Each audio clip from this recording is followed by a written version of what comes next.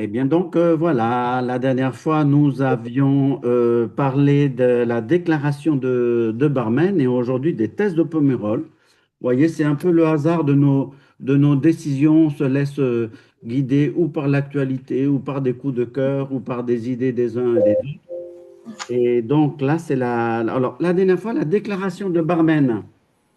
Juste, je vous le remets en mémoire, ou peut-être que certaines ou certains d'entre vous n'y étaient pas. Je vous rappelle juste que quand Hitler est arrivé en Allemagne, en 1934, la situation est devenue de plus en plus difficile pour les églises allemandes. Au début, les chrétiens avaient quand même soutenu, enfin beaucoup de chrétiens avaient soutenu Hitler parce qu'ils espéraient que ça serait un retour aux valeurs sûres et à la tradition, et puis une façon de lutter contre le communisme. Mais Hitler, petit à petit, a exigé d'être de plus en plus intraitable avec les Juifs, notamment de chasser des églises les chrétiens d'origine juive. Donc, c'est devenu intolérable pour l'Église et un certain nombre de personnes, je vous l'avais dit, Niemöller, Karl Barth, Dietrich Bonhoeffer, se sont mis ensemble, ont rédigé la déclaration de Barmen. Et donc, cette déclaration de Barmen, c'était en six parties. À chaque fois, il y avait un verset de la Bible, très explicite, en tête, un verset de la Bible, très explicite, en tête de la partie. Il y avait un commentaire et ensuite, il y avait une conclusion liée à la politique. Et je vous dis juste l'exemple de la première partie. Le verset biblique, c'était Je suis le chemin, la vérité, la vie. Le commentaire, c'est à Jésus seul que nous devons donc confiance et obéissance. La conclusion politique, l'Église ne peut pas reconnaître d'autre pouvoir comme révélation de Dieu que celle de Jésus. Sans citer Hitler quand même, en disant qu'il n'y avait que Jésus qui était la source d'autorité. Donc voilà, et ça en six parties. C'était en 1934 et c'était la déclaration de Barmen qui a été envoyée à toutes les églises d'Allemagne, les protestantes, hein, parce que c'est une version protestante, toutes les églises protestantes et ensuite toutes les églises d'Europe. Et donc en France, la déclaration de Barmen était arrivée, bien sûr. Et aujourd'hui, la déclaration de Barmen, c'est vraiment un exemple fameux, historique de confession de foi pour la résistance. Et voilà, quand nous en arrivons au test de Pomerol en 1941. Donc, vous voyez qu'on est quand même 6 ou 7 ans après la déclaration de Barmen, mais évidemment, la situation avec Hitler était, était moins chaude avant avant la guerre, et donc les chrétiens et les protestants français ne se sentaient pas appelés à résister contre quelqu'un qui se prenait pour Dieu, puisque Hitler n'était pas en France. Mais en 1941, voilà, on venait de perdre la guerre. 12 membres de l'Église réformée de France. Alors je vous le redis parce que je pense que vous le savez, mais l'Église réformée de France, c'est l'ancien nom de notre Église. Quand on s'est mis avec les luthériens en 2012, on s'est appelé Église protestante unie de France, mais avant, on s'appelait donc Église réformée de France. Et je pense que voilà, beaucoup d'entre vous voilà, ont connu quand même l'Église réformée de France avant qu'elle devienne Église protestante unie. Donc, 12 membres de l'ERF ont rédigé ces thèses, donc de Pomerol, pour résister au nazisme. Et finalement, on avait en France, petit à petit, le même problème de soumission à l'autorité qu'ils ont eu en Allemagne. On va développer un peu ces thèses. Elles ont été rédigées par 12 membres de l'Église réformée en septembre 41. Le synode national d'Annecy, en octobre 41, a adopté ce texte comme source d'autorité pour ce synode. Et en janvier 42, donc tout ça s'est allé assez vite, et en janvier 42, ça a été décidé de diffuser ces thèses de Pomerol très largement dans toute la France, dans toutes les églises réformées de France. Et comme la déclaration de Barmen, c'est devenu un support de résistance. Alors, un support de résistance et un support de réflexion. Dans les fondateurs, il y avait Willem Wisserhoft, qui était quand même le secrétaire général du Conseil œcuménique des Églises. Donc, Conseil œcuménique des Églises qui réunit à l'échelle de l'Europe les Églises protestantes, mais en lien aussi avec l'Église catholique, qui était, qui était ancien secrétaire général de la Fédé. Alors, je ne sais pas si certains d'entre vous ont entendu parler de la Fédé. Non, ça vous dit pas grand-chose. Albert et Suzanne, ça ne m'étonnerait pas que vous ayez entendu parler de la Fédé, mais vous ne pourrez pas bien me répondre. La Fédé, c'était vraiment cet organisme qui réunissait tous les étudiants protestants, en tous les cas de France. Attention, depuis le début du XXe siècle, hein, quand même, ça avait été fondé en 1898, qui était vraiment l'organisme fédérateur des étudiants qui faisait vraiment, vraiment référence. Et moi, je vous en parle avec un tout petit peu d'insistance parce que ma maman a fait partie de la Fédé et elle en parlait toujours avec des étoiles dans les yeux. La Fédé, c'était ce groupe d'étudiants et un groupe d'étudiantes là qui était très, très dans la réflexion, la Bible, la militance aussi. Et ma maman, d'ailleurs, avait été résistante aussi. Donc voilà, donc ça c'est pour les signataires. J'ai oublié de vous dire, dans les signataires, il y avait quand même Madeleine Barrot, qui était secrétaire générale de la CIMAD au début de la guerre. Alors c'est assez étrange. Alors ça étonne un peu parce qu'on voit toujours que la France a été envahie par l'Allemagne, mais avant d'envahir l'Allemagne, il y a eu tout le problème en Alsace et Moselle. Et du coup, comme l'Allemagne était d'abord arrivée là, alors je ne suis pas historien, hein, mais bon, c'est ce que j'ai retenu quand même. Beaucoup de ceux qui ont fui les Allemands et qui étaient en Alsace et en Moselle sont arrivés en France par milliers. Il y a eu des camps. Il paraît que c'était très, très, très dur. On était très, très mal organisé pour accueillir ces réfugiés. Et c'est à ce moment-là que la CIMAD a existé, Comité intermouvement d'aide aux déplacés. Le E, ce n'était pas les étrangers, c'était les déplacés, et c'était les déplacés d'Alsace et de Moselle. Donc la CIMAD a été créée pour recevoir tous, pour aider les personnes qui étaient en difficulté dans les camps. Et quand la première, quand il y a eu la zone occupée, il y a eu des camps, je ne sais pas si on les appelait tous des camps de concentration, mais des camps qui ont été faits dans différentes parties de la France. Et Madeleine Barrot et Suzanne de Dietrich sont arrivées à rentrer dans un camp. Elles ont eu une autorisation administrative pour aider les personnes qui étaient dans ce camp. Et moi, j'ai vu les vidéos en noir et blanc d'archives de l'ENA où on voyait Madeleine Barrot et Suzanne de Dietrich monter dans un camp qui était quand même un vrai camp d'internement, un grand panneau CIMAD pour dire c'est là qu'on va essayer de faire respecter vos droits. Donc, ce n'était pas n'importe qui ces personnes-là. Jean Cadier, qui a été très connu plus tard parce qu'il a été un des prédicateurs de réveil. Non, donc c'était avant la guerre, un prédicateur de réveil. Pierre Courtial, qui a été donc doyen de la faculté libre de théologie d'Aix-en-Provence. Georges Casalis, Roland de Pury. Toutes ces personnes se sont mis ensemble et ont signé ce texte. Dans ceux qui n'ont pas signé, il y a quelqu'un, alors là, ça vous dira peut-être quelque chose, puisqu'on en a parlé ensemble. Dans ceux qui n'ont pas signé, mais non pas parce qu'ils ne voulaient pas signer, mais parce qu'il y avait un nombre officiel de signateurs et les autres qui étaient là, mais qui avaient rédigé le texte, il y avait Henri Hébrard. Alors, est-ce que ça vous dit quelque chose, Henri Hébrard? Je vois, Viviane, que ça te parle.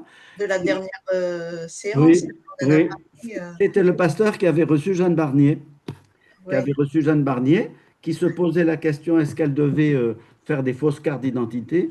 Et Henri Hébrard, là, il n'avait pas été très clair. C'était sa femme qui avait dit ma petite, lis la Bible. Donc, il y avait toutes ces personnes-là. Et dernier nom que je vous cite, parce que tout ça, ça donne un contexte quand même de la résistance protestante au début de la guerre. Et aussi Antoinette But, fondatrice de la communauté de Pomerol. Alors, quand j'ai fait mes recherches rapidement, communauté de Pomerol, il y a deux dates de création. Donc, il y en a une en 1938 et une en 1950. Mais voilà, donc quand même, Antoinette But, signatrice de ce texte. Évidemment, ils avaient tous en arrière-fond pour ce travail, ils avaient en arrière-fond la déclaration de Barmen qu'ils connaissaient. Voilà le préambule. Le préambule de ces thèses, 8 thèses de Pomerol. Quelques pasteurs et fidèles, réunis les 16 et 17 septembre, pour rechercher ensemble ce que l'Église doit dire au monde dans ces temps actuels, nous avons rédigé les thèses suivantes. Nous les soumettons à l'Église réformée de France. Nous en proposons l'étude aux réunions pastorales, aux conseils presbytéraux et au synode, et nous demandons à Dieu qu'il nous accorde la grâce de confesser notre foi. Donc voilà, c'est un groupe de personnes qui se sont mis ensemble, qui proposent ce texte, qui est un texte militant, au service de l'Église pour le soumettre aux conseillers presbytéraux et aux pasteurs. Alors, je vous lis je m'étais surligné, puis mon imprimante couleur n'a pas marché. Mais donc, en tous les cas, la première thèse, on verra que c'est quand même costaud. Il n'y a qu'un seul Seigneur de l'Église et du monde. C'est Jésus-Christ, le Sauveur et le Roi. Il n'y a qu'un seul Seigneur de l'Église et du monde, c'est Jésus-Christ, le Sauveur et le Roi.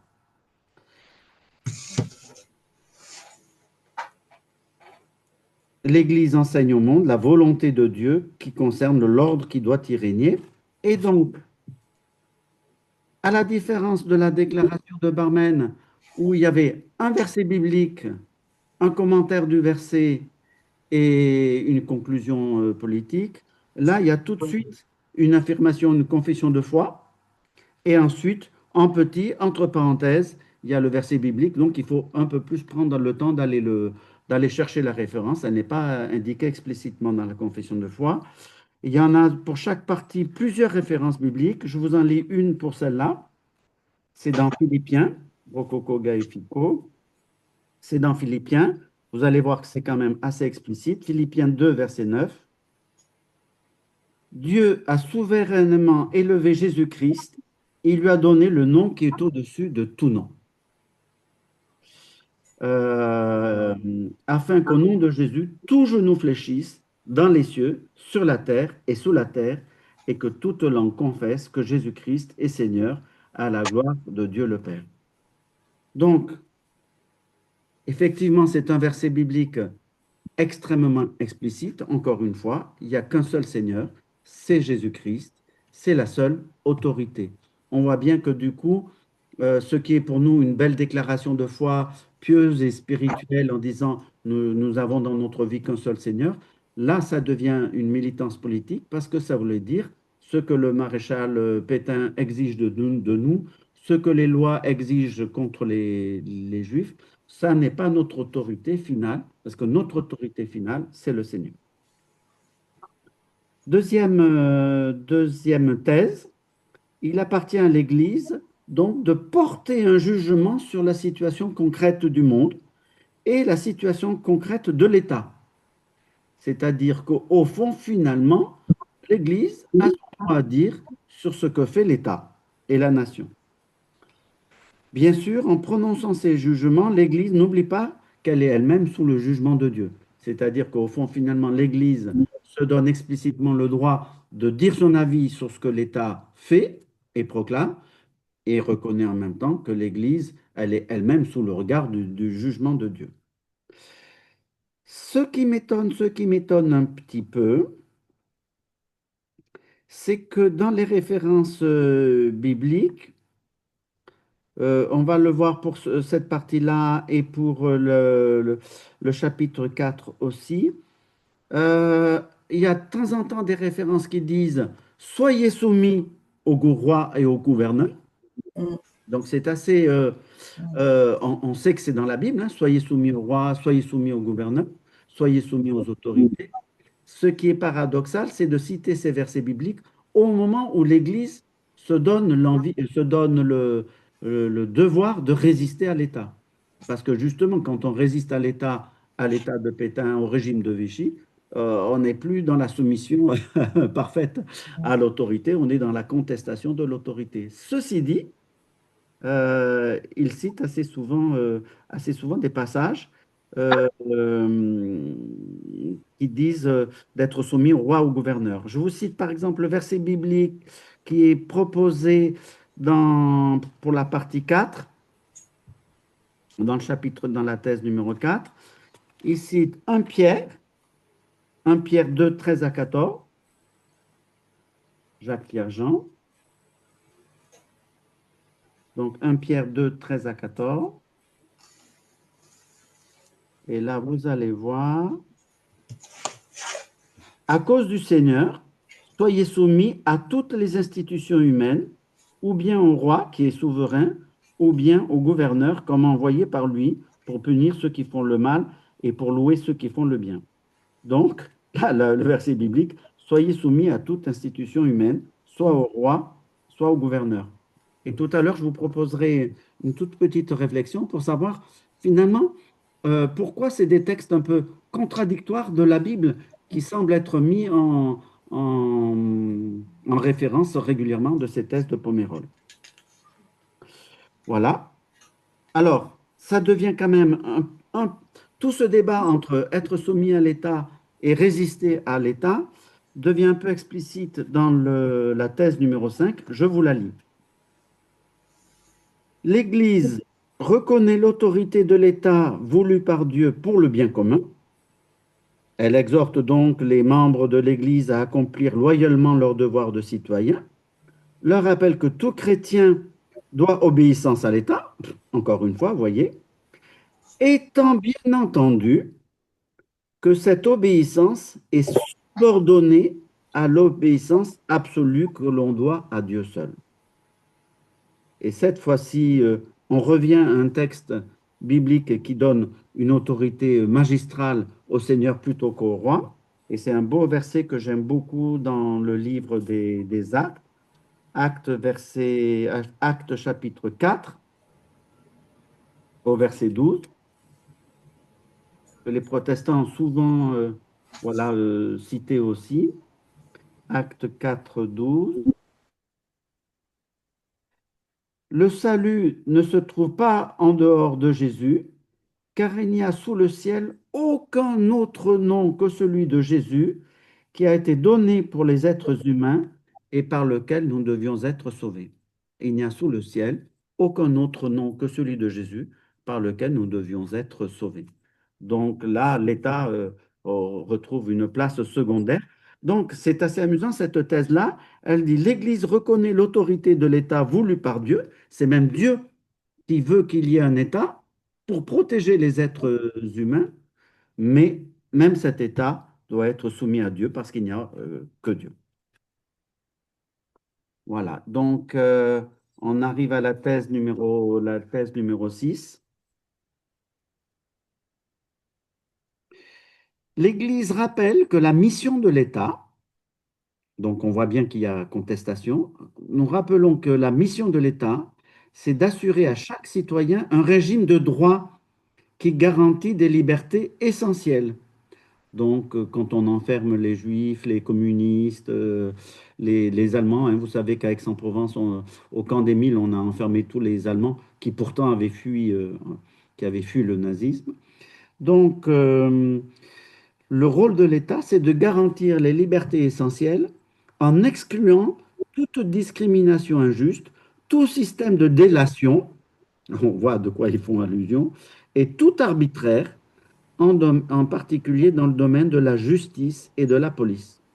Et là, c'est pareil, il y a une enfilade, une brochette de 4 versets qui sont cités, 2 Chroniques, Coëlette, donc Ecclésiaste, Amos, Romains. Donc, voilà, là, les choses sont dites clairement, mais ils abordent clairement la question du judaïsme et la question des juifs, puisque c'est quand même les juifs qui étaient énormément visés, bien sûr. La thèse 7,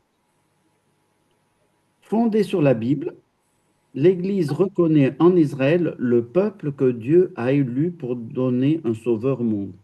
Donc, vous savez que dans l'histoire de l'Église, dans les premiers siècles, on a beaucoup dit, et c'est un peu la honte de l'Église, que le peuple juif était déicide, qu'il avait tué Dieu puisqu'ils avaient tué Jésus-Christ. Ça nous a coûté très très cher cette pensée-là. Mais là, du coup, la thèse 7 de Pomerol dit que, en fait, Israël, loin d'être le déicide, bon, ils ne font pas allusion à ça, loin d'être déicide, au contraire, a été élu pour donner un sauveur au monde. Si nous avons un sauveur en Jésus-Christ, c'est grâce au peuple juif, parce que Jésus est né dans le judaïsme, il était juif lui-même. C'est pourquoi, tout en reconnaissant que l'État se trouve en face d'un problème auquel il est tenu de donner une solution, alors là, c'est peut-être vous qui m'expliquerez quel était le problème des Juifs auquel il fallait trouver une solution.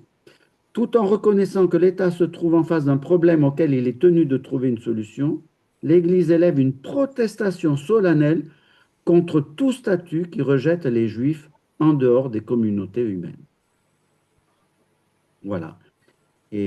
Alors là, par contre, la référence biblique, elle est, euh, elle est très, très, très explicite. Là aussi pour le judaïsme.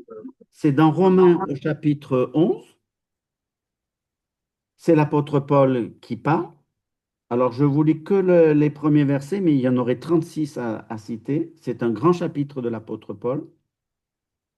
Est-ce que Dieu a rejeté son peuple? Bonne question, puisque quand même Jésus avait été crucifié à la fois par les Juifs, mais à la fois par les Romains, ce qu'on oublie de dire, donc et aussi par les païens. Bref, Dieu a-t-il rejeté son peuple? Non. Moi aussi, je suis israélite, de la descendance d'Abraham, de la tribu de Benjamin. Dieu n'a pas rejeté son peuple qu'il a connu d'avance, car dans l'Écriture, il est dit, euh, je me suis réservé des hommes qui n'ont pas fléchi devant le genou de Baal. Et ces hommes qui n'ont pas fléchi le genou devant le Baal, évidemment, c'était dans le peuple juif.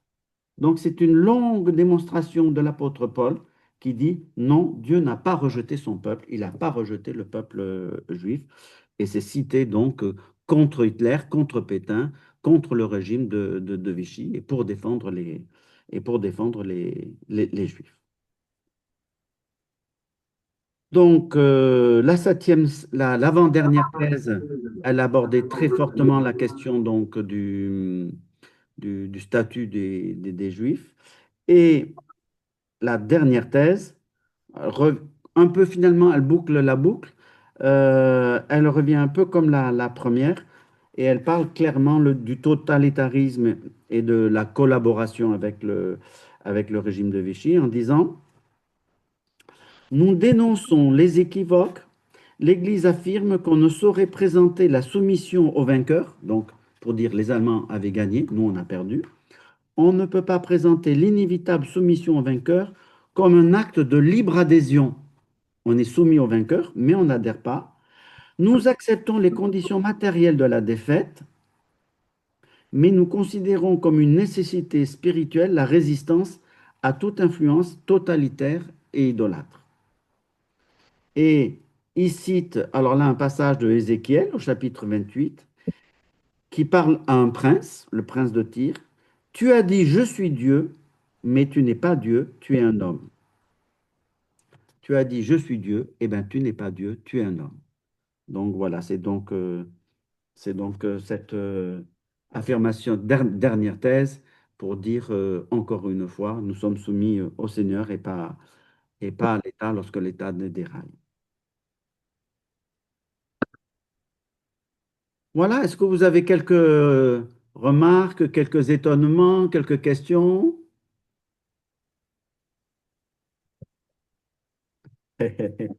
Bon, ce sont des pages qu'on connaît pas énormément, mais moi je suis très fier. Je pense qu'on peut être très très fier que dans un contexte de persécution contre les Juifs et de persécution contre la France, tout un certain nombre de protestants aient rassemblé des textes de la Bible pour se mettre en résistance. La remarque que je vous propose, c'est comme pour la déclaration de Barmen, de voir combien les chrétiens, donc là les protestants, mais les chrétiens en général, trouvent dans la Bible un moteur de résistance contre le totalitarisme et aussi un moteur pour réfléchir aux actualités qui vivent.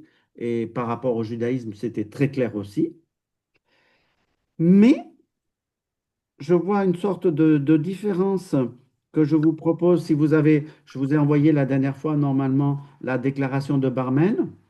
Mais à la différence de la déclaration de Barmen, où il y avait un texte biblique, un commentaire, une conclusion, là, il y a toute une thèse et ensuite plein de petits textes bibliques.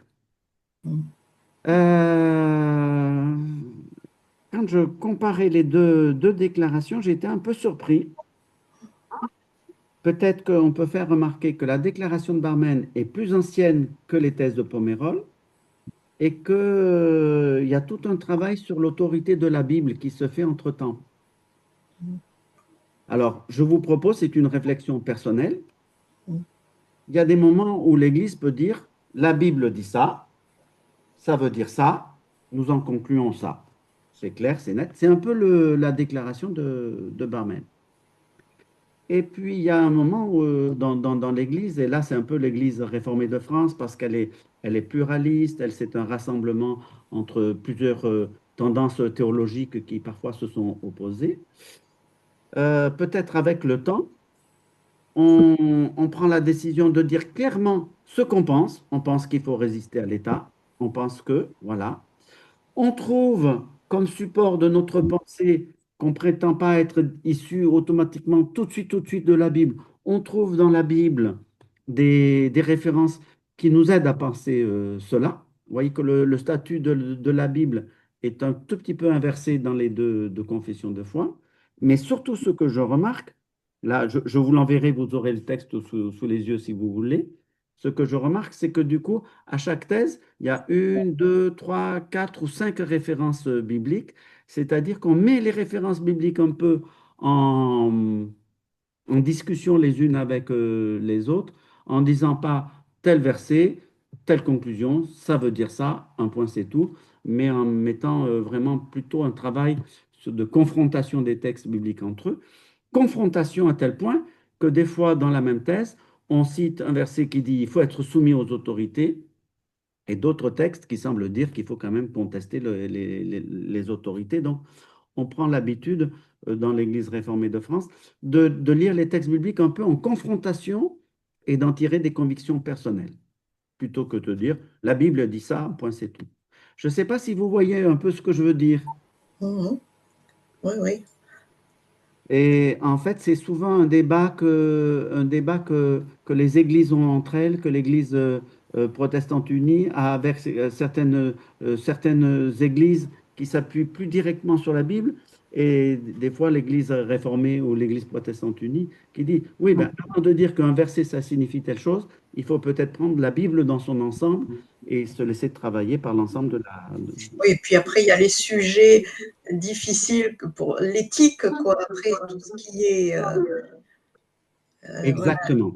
l'éthique, c'est dur. On a tous des points de vue peut-être différents, même dans l'Église.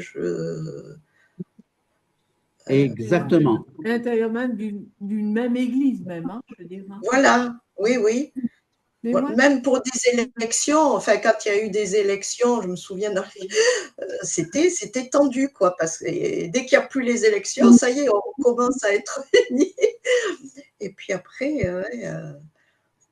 et là, c'est vrai aussi pour, enfin, pour la fin de vie, quoi. On voit des tirailles, enfin, Oui, des choses qui sont dites et enfin, où on est d'accord, pas d'accord. Enfin, c'est oui, difficile aussi. oui. Et tu as mille fois raison, Viviane. C'est l'éthique qui est vraiment l'éthique, donc la morale qu'on essaye d'adopter pour notre vie chrétienne. La morale, donc qu'est-ce qui est bien, qu'est-ce qui est mal. Et c'est au niveau de l'éthique que la question de l'autorité de la Bible est une question très, très, très cruciale. Il y a toujours quelqu'un qui te dira, regarde, dans la Bible, c'est dit ça, donc elle est contre l'avortement. Et Oui, il y a un oui, autre chrétien qui dira, regarde dans la Bible, il est parlé du libre choix, de la liberté individuelle. Il est parlé voilà, de protection aussi des personnes en souffrance. Et donc, dans certains cas, l'avortement peut être compris et toléré. Et donc, du coup, c'est ce travail, qu'est-ce qui fait autorité dans la Bible, qui est un sujet passionnant. Mm. Et d'ailleurs, tu parles de la fin de vie, hein, c'est vraiment donc toutes les questions sur l'autorité de la Bible.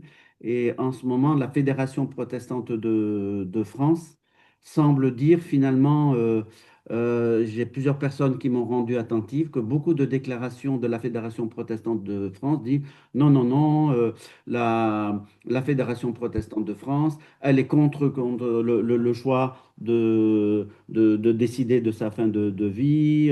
Le respect de la vie absolue et tout, et plusieurs personnes m'ont fait remarquer, ben, si on écoutait plutôt l'Église protestante unie qui laisse une grande part de liberté et de responsabilité individuelle, c'est pas du tout la même intonation quand on parle l'Église protestante unie ou quand on parle de la Fédération protestante de France qui a une sensibilité plus évangélique.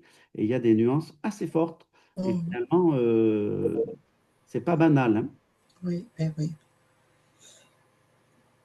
Donc, oui, merci Viviane. Donc, moi, c'était ça un peu que je voulais finalement, j'en retiens deux choses.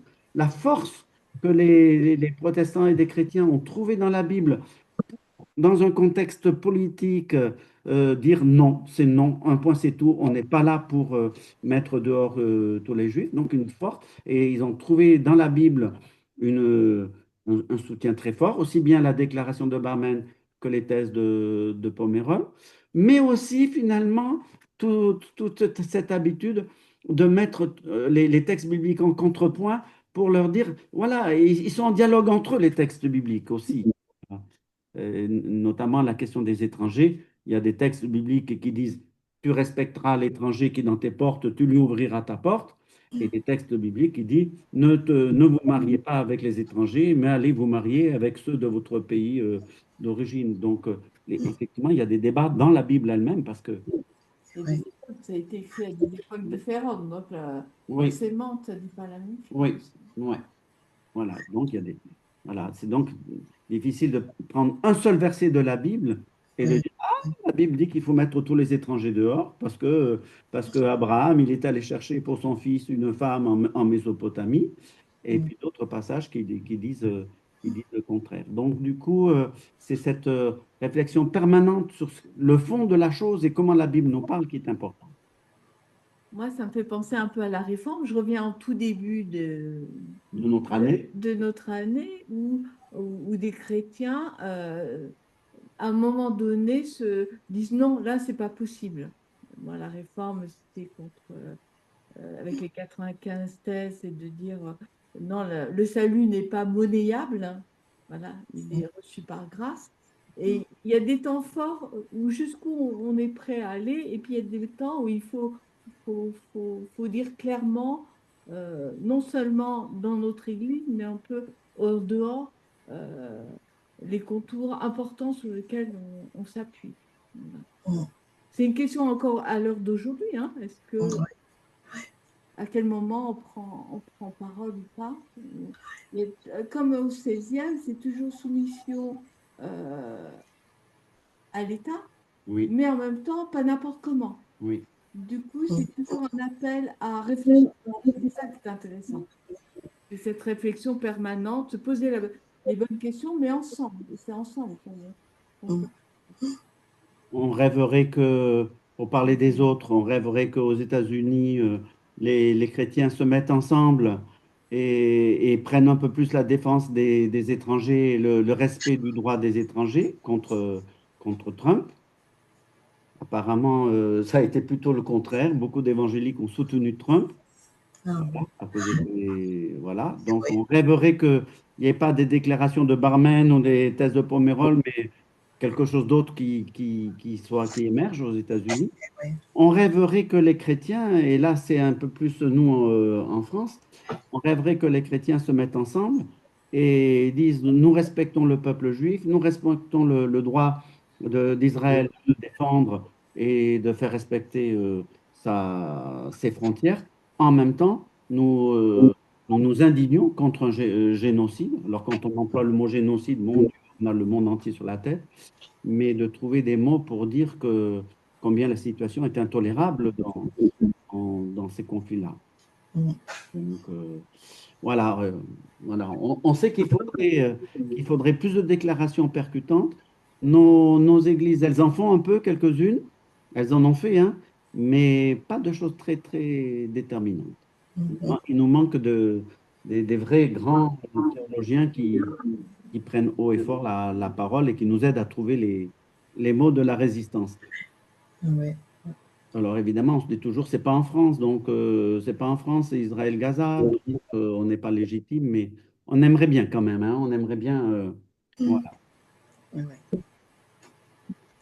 Donc, moi, j'ai été content de vous partager ça. Je ne sais pas s'il nous reste beaucoup de séances hein, avant notre départ avec Marie-Claude. Il faudrait que je vois.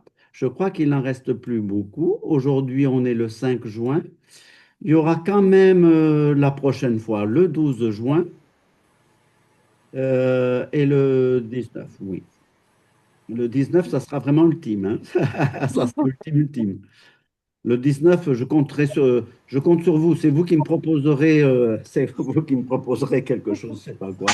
Chacune votre verset de la Bible préférée, que sais-je. Voilà. D'accord. Et donc, je n'ai pas.